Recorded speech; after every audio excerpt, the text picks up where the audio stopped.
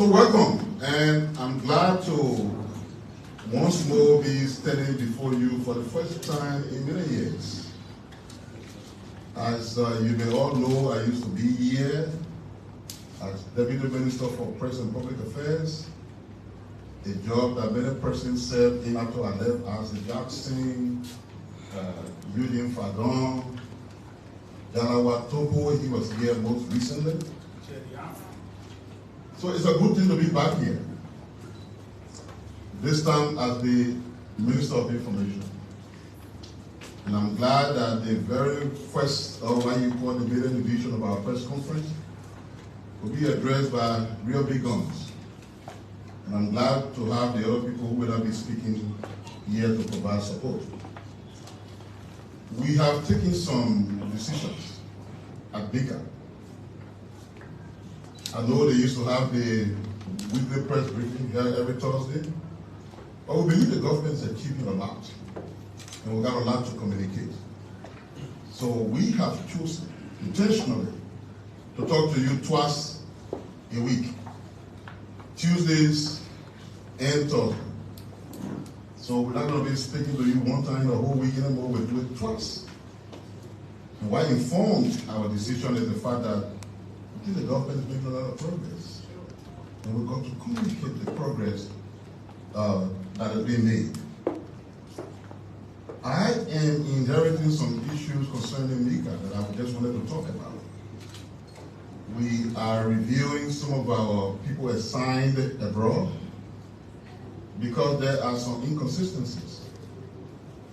There are places we had Minister Counselor for Press and Public Affairs working directly for MICAT.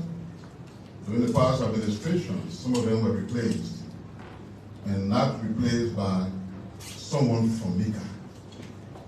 We're working with the different actors involved to solve them.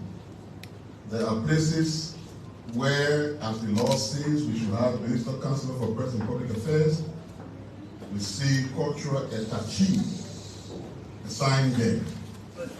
All of those issues that are inconsistent with the law creating MICAT are being looked at, and we will definitely take the required decisions to get it right. MICAT also have a program on ELBC. For a long time, they call it MICAT half hour. Our new administration is thinking, how can we use 30 minutes to tell our government story? Since the program was meant for just once a week.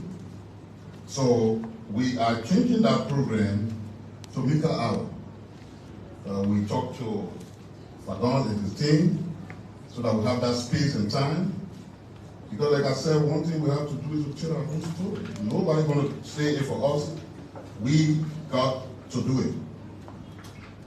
Let me comment on something that has been trending in the media as the final talking point before I gave the time to the distinguished guest to speak. In 2017, the head of the Executive Protection Service recommended to President Selig, at that time they were working on the Transitional Act, to include in that act the question as to how our former leaders are protected. Those of you in the media are aware that the Transitional Act did not go through. So there's no law compelling people to do what they ought to do to protect former presidents. Notwithstanding, it is just common sense that you would do something to ensure that your former leaders are safe. So it's on account of that, former leaders, particularly since President Selig, because she was the first former president, do have officers of the Executive Protection Service and now, assigned to them. When President Selig became former president, the government assigned 15 EPS officers. 8 of the EPS officers walked away on their own. So she was left with 7. Former Vice President Buaka had 12 EPS officers assigned. 3 were withdrawn by the government. They did not walk away. Currently, the EPS chose to assign 15 EPS personnel to former President Piah. The former president rejected 8 of the officers on grounds that he does not know them. But he also made a request that he needs 38 officers to be assigned to him. The head of the EPS has indicated to me that they will not assign 38 EPS officers to the former president. The assignment of EPS officers to individuals is at the discretion of the President of the Republic of Liberia. It is a presidential unit. And that's the reason why they wanted to make it legal, by ensuring that it was reflected in the transitional act, which did not go through. So that presidential discretion, which is embedded in common sense, is being used to ensure that our former leaders are protected.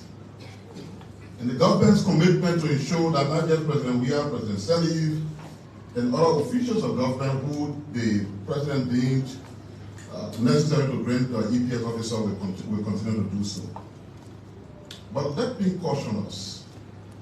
We politicize everything in this country. National security issue, our foreign relations, everything we try to politicize. I am pleading with all of us to please do not politicize issues that are associated with our security sector.